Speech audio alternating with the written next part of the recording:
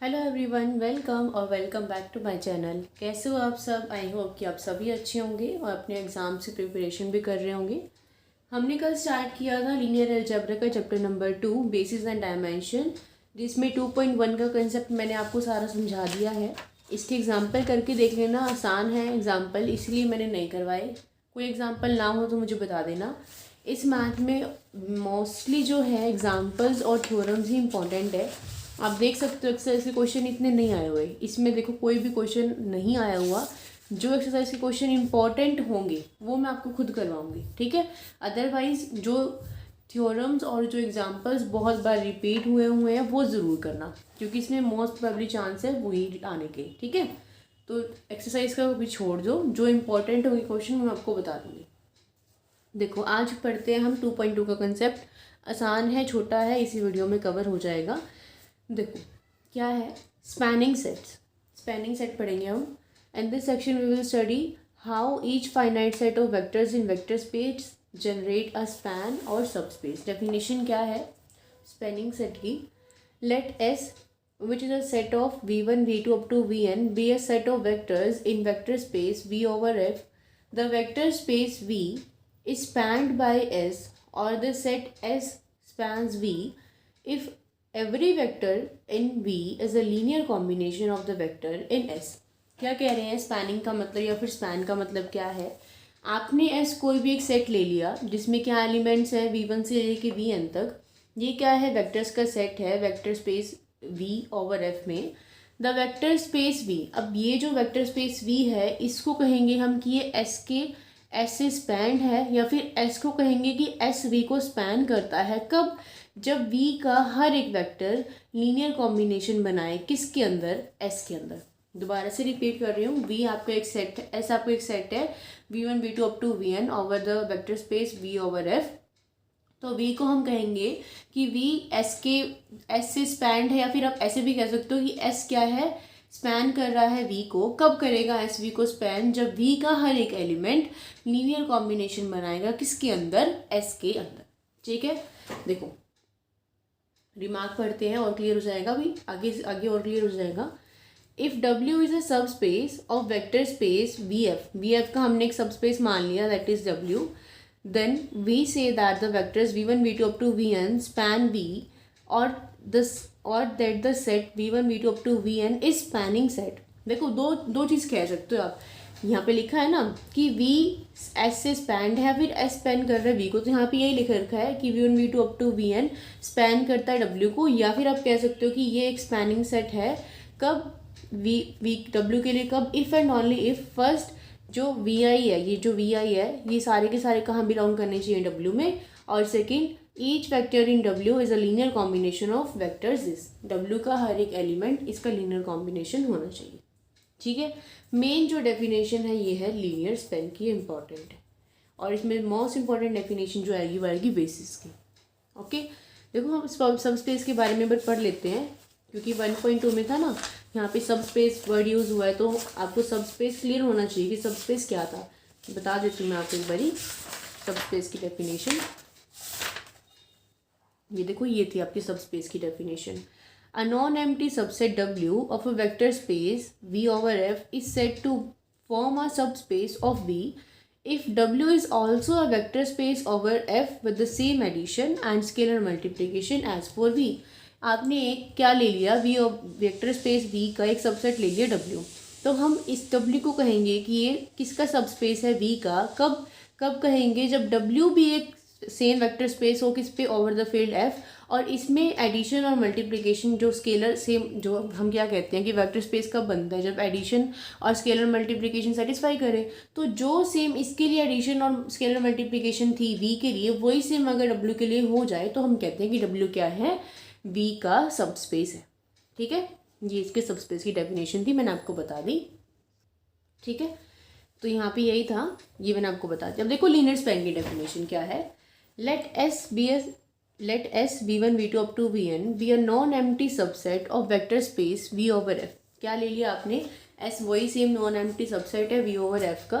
Then the set of all linear combinations of finite set of element S। तो इस S के सारे linear combination किसके, finite set of element of S के is called the linear span of S. Linear span कहोगे S का कब, it is the not, देखो क्या कह रहे हैं, एस आपने एक नॉन एम्प्टी सबसेट ले लिया v1 v2 up to vn किसका, vector space v over f का। तो इसके जो सारे के सारे लीनियर कॉम्बिनेशन आप लिखोगे ना, फाइनाइट नंबर ऑफ एलिमेंट्स के लीनियर कॉम्बिनेशन, उन सब के सेट को इकट्ठा कर दो तो वो जो सारा सेट होगा ना वो क्या हो जाएगा, लीनियर स्पैन। और इसको हम डिनोट करते हैं या तो एस से कि ये एस के साथ ये जनरेटर लगा दो, या फिर एल ऑफ एस, मोस्टली हम सारी जगह एल ऑफ एस से ही इसको डिनोट करेंगे। ठीक है, यहाँ पे लिख रखा है कि एल एस को हम क्या लिखेंगे, v1 v2 up to vn से ये जनरेट हो रहा है। और हमने कहा उन सभी का सेट, तो सेट में क्या लेंगे, ए आई वी आई, जहाँ ए आई किससे बिलोंग करेगा, फील्ड से, और वी आई किससे बिलोंग करेगा, एस से। एन क्या है, एक फाइनाइट नंबर है, आई की वैल्यू क्या है 1 से लेके एन तक, यानी कि a1 v1 a2 v2 a3 v3। तो इसके क्या हो जाएंगे, हम एस को लीनियर कॉम्बिनेशन में कब लिखते हैं, a1 v1 plus a2 v2 plus a3 v3 up to an vn। तो यही तो कहा है कि सारे के सारे लीनियर कॉम्बिनेशन का सेट, एक सेट के अंदर आपने उसको डाल दिया तो ये क्या बन गया आपका लीनियर स्पैन। और इसको डिनोट कैसे करेंगे, एल एस। ठीक है, समझ आ गया। नोट में दे रखा है the space S does not depend on the order of vectors and how often any vector is repeated in the sequence. ये कह रहे हैं कि ये जो ये जो स्पेस एस है ये डिपेंड नहीं करता, किस पे डिपेंड नहीं करता, वेक्टर्स के ऑर्डर पे डिपेंड नहीं करता, और दूसरी चीज़ इस पे डिपेंड नहीं करता कि एक वेक्टर कितनी बार रिपीट हुआ है। For example the space generated by 1 0 0 1 1 2 1 0 1 2 1 0 and this is same. देखो यहाँ पे 1 0 0 1 1 2 है, यहाँ पे 1 0 1 2 0 1 है, ऑर्डर चेंज कर दिया आपने, और 1 0 0 1 1 2 1 0। अब 1 0 0 1 रिपीट हो रहे हैं, लेकिन है तो एलिमेंट्स तीन ना, 1 0 0 1 और 2 है। पहले 1 को 0 के साथ लिख दिया, फिर 1 को 2 के साथ लिख दिया, फिर 0 को 1 के साथ लिख दिया, ऐसे सब में चेंज कर रखा है। तो यही कह रहे हैं कि ना तो ऑर्डर पे डिपेंड करता और ना इस चीज़ पे डिपेंड करता कि कितनी बार वो रिपीट कर रखा है। ठीक है, ओके। एग्जाम्पल देखो, the set e1 e2 e3। ध्यान रखना e1 को हम ऐसे लेके चलते हैं 1 0 0, मतलब e1 में फर्स्ट एलिमेंट 1 रहेगा, बाकी दोनों 0। e2 में सेकंड एलिमेंट 1 रहता है, e3 में थर्ड एलिमेंट 1 रहता है। ये तो r3 के लिए है। अगर मान लो r2 हो, अगर 2 डायमेंशंस के लिए लेना हो तो क्या हो जाएगा, सिर्फ और सिर्फ e1 e2 e2 e3 और e3 e1, मतलब उसमें 3 ना हो कि 2 हो जाएंगे। e1 e2 में क्या हो जाएगा 1 0, e2 e3 में क्या हो जाएगा आपका 0 1, और e3 e1 में क्या हो जाएगा, मतलब ऐसे करना है। ठीक है, समझ में आ गया। आगे दे रखा है वो भी बताती हूँ, अभी पहले ये देख लो। The set e1 e2 e3 1 0 0 0 1 0 0 0 1 is a spanning set generating set for 3 dimensional vector R3 because each vector.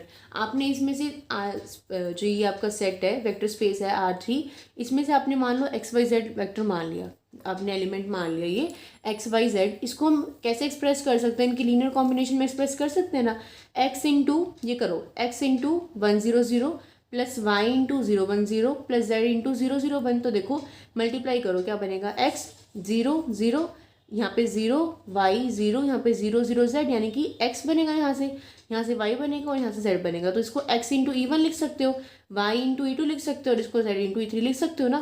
तो बस आपने क्या किया, x y z को इसके लीनियर कॉम्बिनेशन में लिख दिया ना। तो इसका मतलब क्या है कि e1 e2 e3 क्या हो गए, जनरेटिंग सेट हो गए, और यू कैन से spanning set.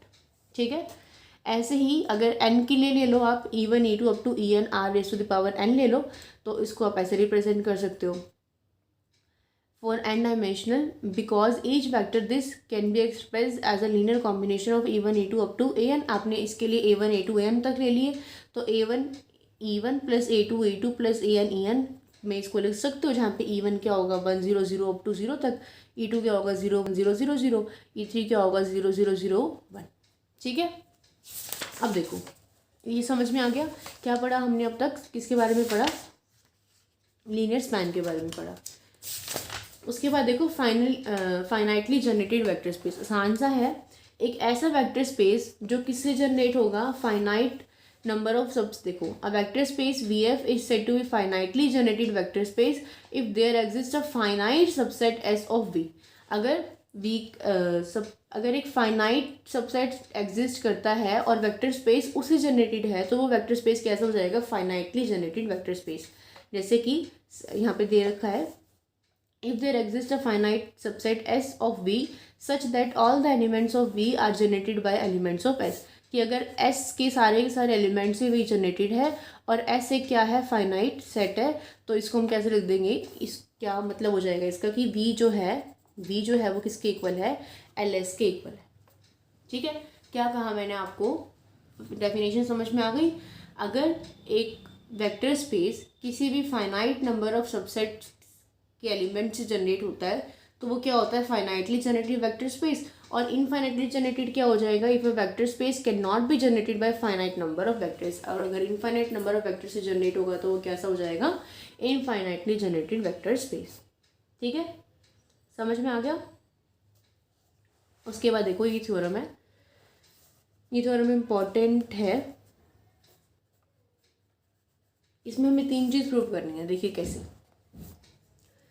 In a vector space V LS is the smallest subspace containing S। इसमें हमें 3 चीज़ क्या प्रूव करनी है, एक तो ये प्रूव करना है कि LS जो है वो S को कंटेन करता है। दूसरा ये प्रूव करना है हमें LS एक सबस्पेस है, LS S को कंटेन करता है, और LS स्मॉलेस्ट सबस्पेस है। 3 चीज़ क्या हो गई, पहले तो LS को सबस्पेस प्रूव करना है, LS S को कंटेन करता है, और LS जो है वो सबसे स्मॉलेस्ट सबस्पेस है। मतलब कि अगर आप कोई और सबस्पेस मानो तो उन दोनों का कंपैरिजन करके आपको ये दिखाना है कि LS ही क्या है, सबसे छोटा है।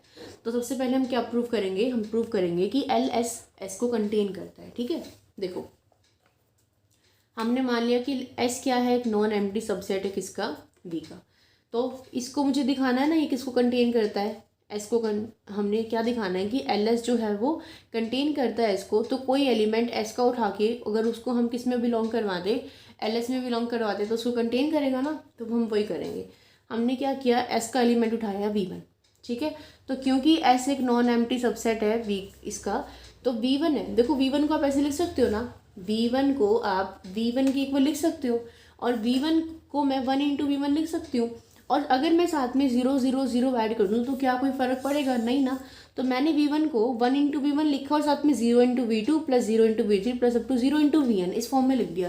यानी कि मैंने V1 को लीनियर कॉम्बिनेशन में लिख दिया, V1 से लेके Vn तक। अब क्योंकि ये V1 क्या है, लीनियर कॉम्बिनेशन बन गया, लीनियर कॉम्बिनेशन बन गया ना, तो अभी V1 तो सिर्फ S में जा रहा था, लेकिन V1 क्योंकि लीनियर कॉम्बिनेशन बन गया V1 से लेके Vn तक, तो किस में जाएगा, लीनियर स्पैन में जाएगा, LS में जाएगा। जहाँ पे ये 1 और ये 0 हैं, ये किस में बिलोंग करेंगे, फील्ड में बिलोंग करेंगे। तो V1 अगर LS में चला गया, V1 अगर LS में चला गया, V1 एलिमेंट किसका था, S का था, तो S भी किस में चला जाएगा, LS में चला जाएगा। तो आपने एलिमेंट तो लिया था S का, है ना, और वो किस में चला गया, LS में चला गया। यानी कि S कंटेन कर रहा है LS के अंदर, समझ में आ गया। LS कंटेन कर रहा है S को, या फिर S इसके अंदर कंटेन कर रहा है। हमें एक चीज़ प्रूव करनी थी ना कि LS S को अंदर, S को अपने अंदर कंटेन कर रहा है, तो यहाँ से एक चीज़ तो होगी प्रूव। ठीक है, अब दूसरी बात आती है कि LS को आपने सबस्पेस दिखाना है। सबस्पेस की डेफिनेशन मैंने अभी आपको पढ़ाई थी, उसके अकॉर्डिंग देखो इसको क्या प्रूव करने के लिए कि ये एक सबस्पेस है, हम क्या करेंगे, 2 एलिमेंट मान लेंगे किसके, लीनियर स्पैन के, क्योंकि LS को हमें क्या प्रूव करना है, सबस्पेस प्रूव करना है ना। देखो अगर आपको इस चीज़ में कन्फ्यूज़न है तो ये कैसे किया हमने, V1 को मैंने लीनियर कॉम्बिनेशन लिखा किसका, V1 से लेके Vn तक का, और मैंने कहा कि ये LS के अंदर जाएगा। देखो अभी हमने ये चीज़ पढ़ी थी ना कि अगर S एक सबसेट है V1 से लेके Vn तक का, तो इसके सारे के सारे लीनियर कॉम्बिनेशन के सम को, इसके लीनियर कॉम्बिनेशन के सम को ही तो हम लीनियर स्पैन कहते हैं। कि इसको लिखा नहीं था ऐसे, तो अब मैंने जब इसको 1 into V1 plus 0 into V2 plus up to 0 into Vn लिया, तो ये इसका लीनियर कॉम्बिनेशन नहीं बन गया, तो इसीलिए ये LS में गया। समझ में आ गया, इसीलिए हमने यहाँ पे लिखा था कि ये LS के अंदर चला गया। अब यहाँ पे मुझे इसको सबस्पेस प्रूव करना है, तो क्या करो, इसके 2 एलिमेंट लो। मान लिया मैंने एलिमेंट क्या है, U और V। तो क्योंकि ये LS के अंदर है, U LS के अंदर है और V भी LS के अंदर है, LS का मतलब ही क्या है, लीनियर कॉम्बिनेशन, है ना। तो किस तरह से लिख सकती हूँ मैं U को, A1 into U1 plus A2 into U2 plus up to AN into UN की फॉर्म में लिख सकती हूँ। V भी LS के अंदर बिलोंग कर रहा है, तो V को मैं कैसे लिख सकती हूँ, B1 into V1 plus B2 into V2 up to BM into VN, जहाँ पर A I और B J किस में बिलोंग कर रहे हैं, फील्ड में से बिलोंग कर रहे हैं, और U और V किस में बिलोंग कर रहे हैं, एस में से बिलोंग कर रहे हैं। स्केलर तो किस में से बिलोंग कर रहे हैं, फील्ड में से बिलोंग कर रहे हैं, और ये वेक्टर किस में बिलोंग कर रहे हैं, एस में बिलोंग कर रहे हैं। ठीक है, समझ में आ गई इतनी बात।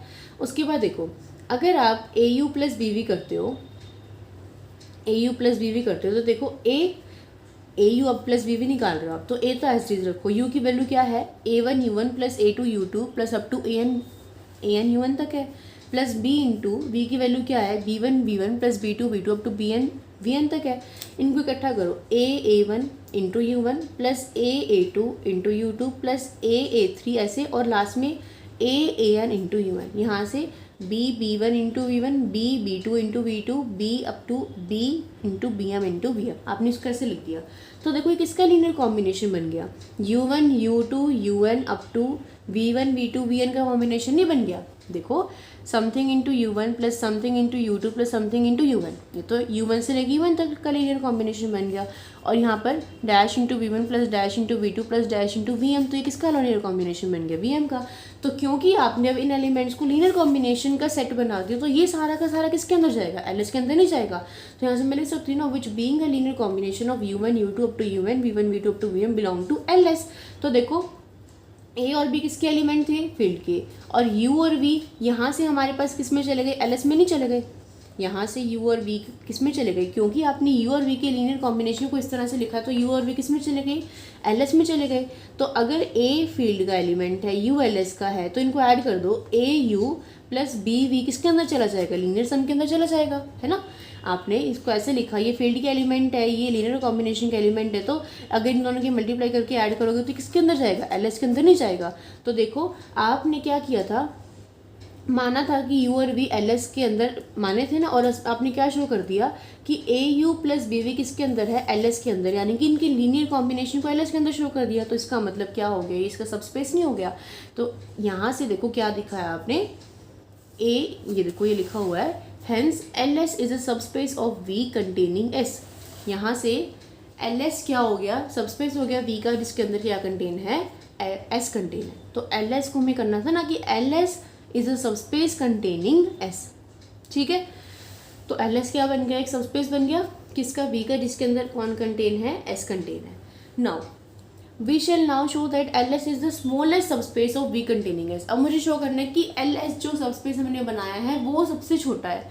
तो इस चीज़ को शो करने के लिए मैं मान लूँगी क्योंकि अदर एक सबस्पेस है डब्ल्यू, जो किसका सबस्पेस है, वी का, जिसके अंदर क्या कंटेन है, एस का, एस कंटेन है। तो मुझे शो क्या करना है कि एल एस जो है वो छोटा है उससे, ये चीज़ शो करनी है। तो क्या करो, एलिमेंट इसमें से उठाओ और इसमें प्रूव कर दो। देखो आपने एलिमेंट उठाया किसका, यू का, किस में से, एल एस का एलिमेंट उठाया यू। तो क्योंकि ये लीनियर कॉम्बिनेशन है तो यू का मैं इस फॉर्म में लिख सकती हूँ, a one u one plus a two u two plus up to a n v n, जहाँ ए वन किसके में बिलोंग करेगा, फील्ड में से, और यू वन किससे बिलोंग करेगा, एस से बिलोंग करेगा। ठीक है, अब देखो यू वन अगर एस में बिलोंग कर रहा है, यू वन अगर एस में बिलोंग कर रहा है, और डब्ल्यू क्या है, डब्ल्यू हमने क्या मान रखा है, एस का सबस्पेस मान रखा है, एस का सबस्पेस है ना डब्ल्यू। तो अगर यू वन एस में बिलोंग कर रहा है तो यू वन डब्ल्यू में भी बिलोंग करेगा सबस्पेस की डेफिनेशन के अकॉर्डिंग। तो इसका मतलब ये जो सारा था ये एस में बिलोंग कर रहा था ना, ये सारा था ये एस में बिलोंग कर रहा था, तो ये सारा किस में बिलोंग करेगा, डब्ल्यू के अंदर नहीं बिलोंग करेगा। और इस सारे का नाम क्या था, यू था, तो यू किस में बिलोंग कर गया, डब्ल्यू के अंदर बिलोंग कर गया। आपने यू किससे उठाया था, एल एस से, और किस में प्रूव कर दिया, डब्ल्यू। तो इसका मतलब एल एस क्या है, सबसेट नहीं हो गया डब्ल्यू का, यानी कि छोटा हो गया ना ये, तो स्मॉलेस्ट हो गया। तो हमें यही प्रूव करना था ना कि एल एस क्या है, सबसे छोटे से छोटा सब स्पेस है, क्योंकि आपने ये सब स्पेस माना और एल एस इसके अंदर कंटेन कर गया, यानी कि डब्ल्यू बड़ा हो गया तो एल एस छोटा हो गया, बस ये शो करना था। ठीक है, उसके बाद यहाँ पे है, the above theorem leads to meaningful definition for the span of empty set S which is equals to not zero, और you can say phi. If S1 is a subset of S2, then linear L of S1 is a subset of L of S2.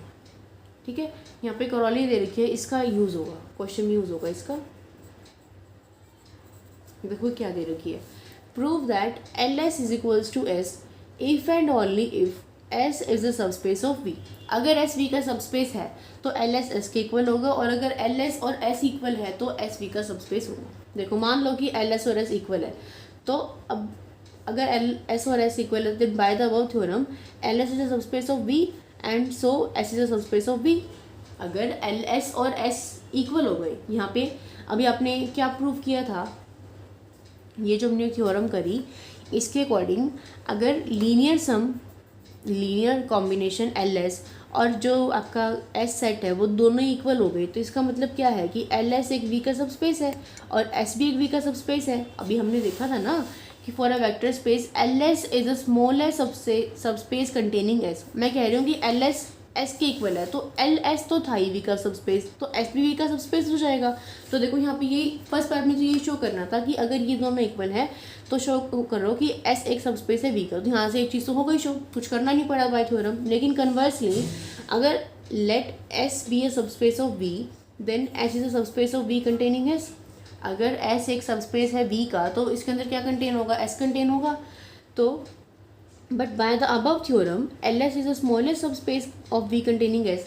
हम कह रहे हैं कि S अगर V का subspace है तो वो S को कंटेन करेगा। S अगर V का सबस्पेस है तो वो S को कंटेन करेगा। लेकिन इस थ्योरम के अकॉर्डिंग तो LS ही एक सबसे छोटा सबस्पेस है किसका, V का, जो कंटेन करेगा S को, यानी कि इसके अलावा तो कोई कंटेन कर ही नहीं सकता। तो मतलब LS सबसे छोटा रहेगा ना, है ना। और हमें पता है, हमें क्या पता है कि S कंटेन कर रहा है LS को, इसके अकॉर्डिंग ये, इसके अकॉर्डिंग ये, तो ये दोनों चीज़ का पॉसिबल है, जमींदार को क्या होना पड़ेगा, इक्वल होना पड़ेगा बस। तो इस थ्योरम का ये जो रिजल्ट है, डायरेक्ट रिजल्ट, ये हम क्वेश्चन में यूज़ करेंगे। तो इसलिए इसको ध्यान रखना कि अगर S V का सबस्पेस है तो आप S और LS को इक्वल लिख सकते हो। ठीक है, समझ में आ गया। करें क्वेश्चन, यहाँ से देखो फर्स्ट एग्जाम्पल देखो, show that the set this which is a subset of V equal to R cube spans the entire vector space V। आपको शो करना है कि V को स्पैन करते हैं, that is LS equal to V दिखाना है। तो हमें पता है every linear combination of vectors of S in V equal to R cube. हमें पता है कि LS क्या होगा, यहाँ से देखो लिख सकते हैं ना हम, LS क्या होगा, सबसेट होगा, सबस्पेस होगा किसका, V का। ठीक है, हमने मान लिए XYZ किसके एलिमेंट, V के एलिमेंट मान लिए। तो XYZ को हम कैसे एक्सप्रेस कर सकते हैं, XYZ is equals to X into 100 plus Y into 010 plus Z into 001। तो देखो ये अगर आपने XYZ को इसके लीनियर कॉम्बिनेशन में एक्सप्रेस कर दिया तो XYZ किसके अंदर जाएंगे, लीनियर कॉम्बिनेशन के अंदर जाएंगे, यानी कि LS के अंदर जाएंगे। तो इसका मतलब V किसके अंदर कंटेन हो गया, LS के अंदर कंटेन हो गया। यहाँ से LS किसके अंदर कंटेन था, V के अंदर कंटेन था। तो बस ये दोनों इक्वेशन कब होगी, जब V किसके इक्वल होगा, LS के इक्वल होगा। ये एग्जाम्पल तो ऐसे ही था। ठीक है, यहाँ से देखो इसमें इतने इंपॉर्टेंट एग्जाम्पल नहीं है, 2.2 इतनी इंपॉर्टेंट नहीं है। जो इम्पॉर्टेंट कंसेप्ट है वो 2.3 का है, basis, which is most important. ये तो आपके एंट्रेंस में भी ज़रूर आएगा और BSc के एग्ज़ाम में भी ज़रूर आएगा, लेकिन ये सिलेबस में है तो करवाना तो है ही मुझे, इसलिए करवा रही हूँ मैं फटाफट। जो इंपॉर्टेंट है वो मैं आपको बता दूँगी, इंपॉर्टेंट चीज़ कोई भी नहीं छोड़नी है। ठीक है, क्योंकि N5 का ऑप्शन है तो आप स्कोर कर सकते हो अच्छा। जो चीज़ इंपॉर्टेंट है उसको स्किप मत करना। इसमें देखो बड़ा आसान सा ही है, show that the set this with subset of V cube R spans the entire vector space V3। Show करना है कि V3 को स्पैन करेगा। तो S सेट मान लिया आपने इनके कॉम्बिनेशन को। इफ़ XYZ भी यानी आर्बिट्रेरी वेक्टर मान लिया तो XYZ को कैसे लिख सकते हो आप, A into this plus B into this plus C into this, इसके इक्वल लिख दिया। अब कंपेयर करो, A को X के इक्वल, 2A प्लस B को Y के इक्वल, 3A प्लस 2B को किसके इक्वल, C के इक्वल। ठीक है, यहाँ से B की वैल्यू क्या आ गई, A किसके इक्वल है, X के इक्वल है। तो ये क्या बन गया, 2x plus B equal to Y. तो b की वैल्यू क्या आ गई, y माइनस 2x आ गई। उसके बाद यहाँ से c की वैल्यू निकाल ली, z minus 3a minus 2b।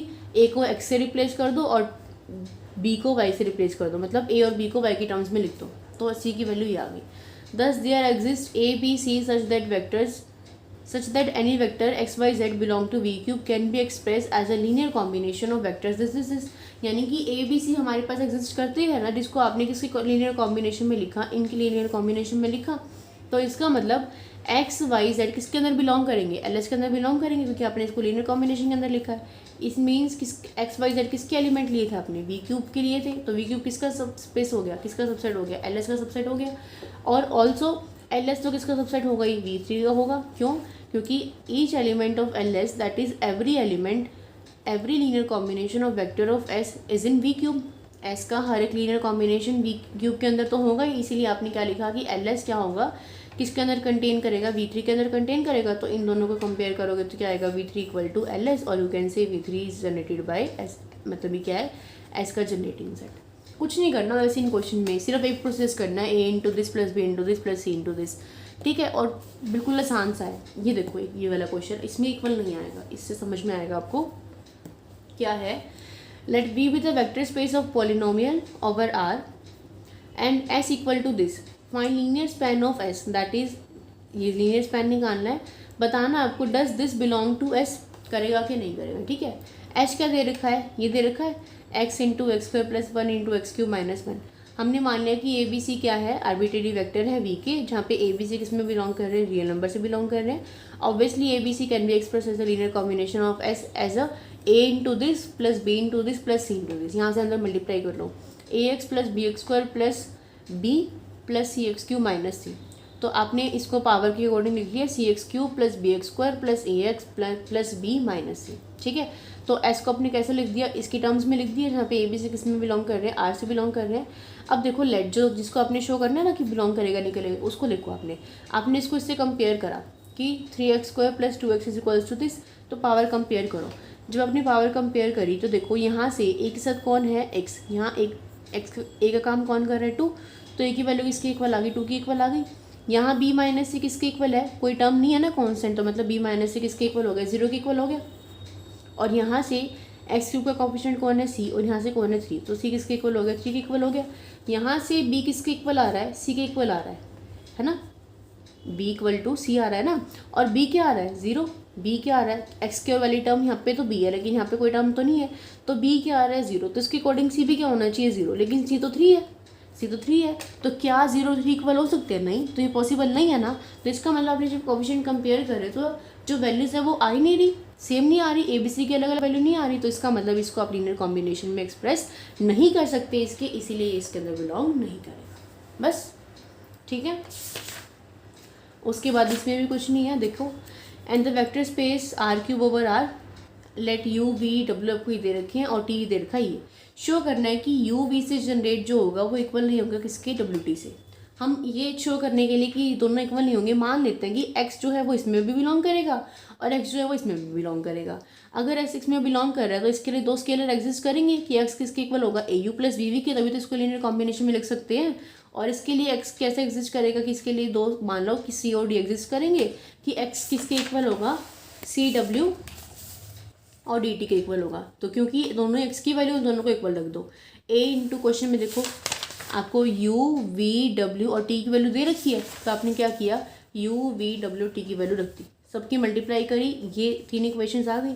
आपने क्या किया, इन दोनों इक्वेशन का यूज़ किया, इन दोनों इक्वेशन का यूज़ करके b की वैल्यू निकाली और a की वैल्यू निकाली।